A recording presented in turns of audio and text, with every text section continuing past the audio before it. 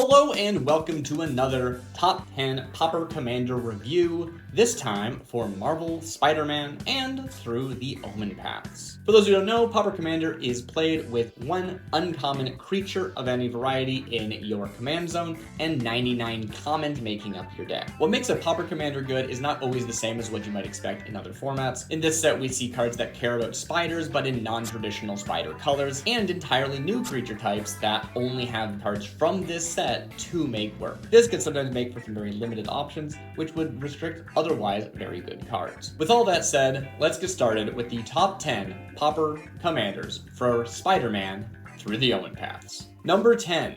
Sun Spider Nimble Webber and Serena Bargain Spinner. This is a 4-mana blue and white hybrid 3/2 spider human hero. During your turn, this creature has flying, and when this creature enters, search your library for an aura or equipment card, reveal it, put it into your hand, then shuffle. This is the card I'm personally most excited for, but it's still number 10 because I don't think it's actually the strongest. I was really hoping to find some really powerful aura or enchantment that I could combine it with that would effectively make this that card in the command zone. Interestingly, Free from the Real is a common that you could tutor up with this card, but I'm not sure what you're going to combine it with in these colors. If they were green, lots of options, but in blue-white, not entirely sure. If somebody figures out how to make that work, I'm going to be very excited to see it. Now, there are some strong ones that I think will still make this very interesting, but not the combo kills that I was expecting when I first saw it. I think most people will run this as a easy way of picking up all that glitters from the command zone and then turn it into a Voltron-style commander, taking advantage of them having flying during your turn to get in big commander damage. So it's something I am keeping my eye on, even if I'm not sure what the exact home is going to be. Number 9, Prowler Clawed Thief and Carlo Suave Schemer. This is a 3-mana black and blue 2/3 human rogue villain. It has menace, and whenever another villain you control enters, this creature connives. Conniving is drawing a card, discarding a card, and then if you discarded a non-land card, you put a +1/+1 counter on the creature that connived. Because this was a supported draft archetype, most villains are in common. And because this is a 2-color commander, you can actually run almost all of them that got printed. You're still going to want to pad out the rest of your deck with other creatures. It won't be only villains, but I think that's still okay. Or you could actually go all villains and run changelings. Personally, I just absolutely love Connive, and I'm really excited to see it in the command zone. It's still just very good card selection, and it can fill your graveyard with really interesting pieces that you might want to interact with some other way in your deck. There have been some options for Connive in the command zone in the past, but nothing super interesting except for maybe Illuminator Virtuoso, but that is a mono white card, so a very different situation.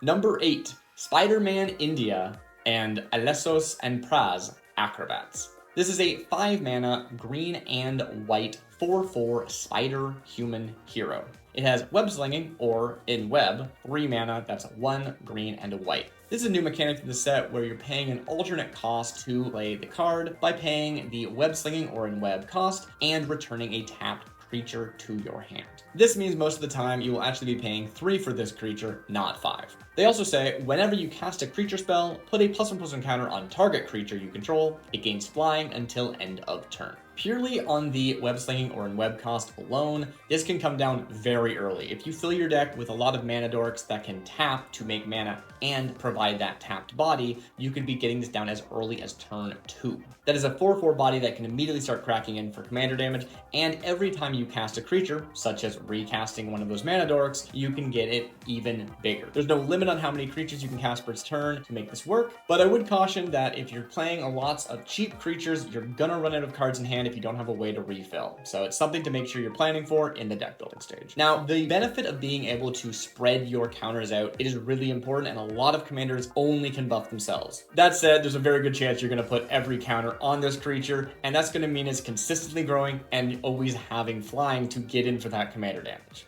Number 7, Spider UK and Sarn of the Silken Throne. This is a 4-mana white 3/4 spider human hero. It has web slinging, or in web 3, that's 2 and a white, and at the beginning of your end step, if 2 or more creatures enter the battlefield under your control this turn, you draw a card and gain 2 life. I almost didn't put this card on the list at first, but really consistent card draw, even if it's only 1, is always very good. And with the extra life gain, you can even play around having this consistent source if you have anything that keys off of when you gain life. You should be able to build your deck so that having 2 creatures enter every turn is relatively easy. It's important to note that it's not checking to see if you control 2 creatures that entered this turn. It is just if 2 creatures ever entered. They could even be the same creature as far as this card is concerned. Again, it's worth mentioning that being able to pay that alternate cost to get it down ahead of time is going to be great for getting this engine online as soon as possible, and then you can be consistently just drawing 1 more card, gaining 2 more life every turn from that point onward. And then the rest of the strategy is up to yours to decide what you want to do with.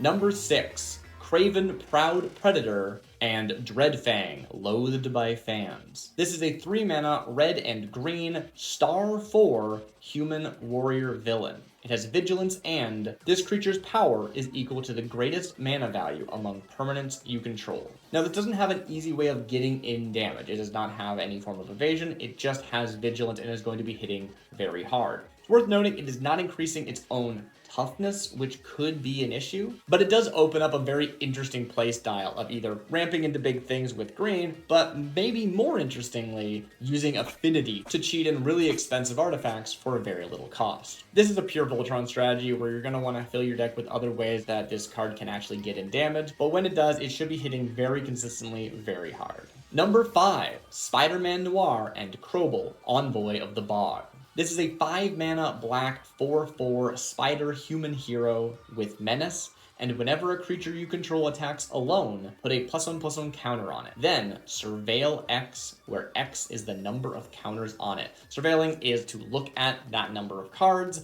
and then decide if you want to put them back or into your graveyard. You can even rearrange the cards that you look at when you're putting them back if you choose to do so. This being a creature that can pretty reliably attack with menace and constantly is growing itself is fantastic, but it doesn't have to be the one attacking. It's whenever a creature attacks alone. You could have a flyer on board and play this creature on turn 5 and attack in immediately and start growing something else. Most likely you are going to want to play around with +1/+1 counters so that you can increase that number faster, but just being able to consistently grow and consistently surveil could facilitate any number of game plans. Number 4, Green Goblin Revenant and New Insumi, Career Criminals. This is a 5-mana black and red 3/3 goblin human villain. It has flying, death touch, and whenever this creature attacks, discard a card. Then draw a card for each card you've discarded this turn. The ceiling on this card is fantastic. There are so many cards in these colors that let you discard cards to draw more cards, and those on their own are already good playable cards. Just being able to draw back those cards again immediately once you get into combat is incredible. It is flying and death touch, so it's almost always going to be able to get through, and it doesn't even need to. That said, this is a 5-mana card for a 3/3 body, so definitely be careful from that. Just the fact that you need to wait a turn before you can do much with it is a liability. Number 3, Spider, piloted by Penny, and Kumanosu, the Watchful. This is a 5-mana blue and white 4/4 artifact creature spider hero. It has vigilance, and when this creature enters, put a +1/+1 counter on target creature. And whenever a modified creature you control deals combat damage to a player, draw a card. A creature is modified if it has an equipment, an aura you control, or any counters on it. This card's actually very similar to the last one, but I think it's a lot more consistent. They're both 5 mana, but this is a little bit larger, and while the last card is going to be able to get in damage more reliably, this one doesn't need to. This card can come down and you can immediately get value out of it that same turn if you have something on the board. There are so many ways of building this because you have creatures that enter with their own counters. You've got auras and equipment. Lots of things you could do to make this work, meaning that it's not putting you in a specific playstyle. That said, you do need to actually have your creatures get in combat damage. Merely attacking is not enough, so there's definitely pros and cons all the way around. Number 2, Molten Man, Inferno Incarnate, and the Infernus. This is a 3-mana red 0/0 elemental villain. When this enters, search your library for a basic mountain card. put it onto the battlefield tapped, then shuffle. This gets +1/+1 for each mountain you control. When this leaves the battlefield, sacrifice a land. This card blows my mind, and the lukewarm reception to it that I have noticed personally in my own life is shocking to me. This is effectively a mana dork. This, you get a land, and that land's tapped, so you can't use it this turn, same as a normal mana dork. And if it dies, it goes away, same as a normal mana dork. It really is that 1-to-1. But it's even better than that because it's a mana dork that doesn't need to tap. You can tap this in other ways, and you still get to use that land. Additionally, if you are in a mono red deck, there is no reason why all of your lands are not mountains, which means that +1/+1 for each mountain is really +1/+1 for each land you control. For the most part, utility lands do still exist in common. But that means that this is at minimum a 4/4 when you first play it, and it's just going to keep getting bigger, which could potentially be completely winning the game on commander damage if you have a way to get it in, or it just makes it more survivable as this strong body instead of a small, frail mana dork like we usually see. And number 1, Wraith, Vicious Vigilante, and Margot on the case. This is a 3-mana, white and blue, 1/1 human detective hero. It has double strike, and this creature can't be blocked. This is not the most interesting card, but it is probably the strongest. Being able to be a guaranteed double strike, guaranteed can't be blocked creature, all you have to do is provide your own protection and provide your own buffs, and this is just a perfect Voltron commander. And Voltron is just a really strong strategy. It's simple, it's to the point, but it's going to be effective, and there's no reason to deny that truth.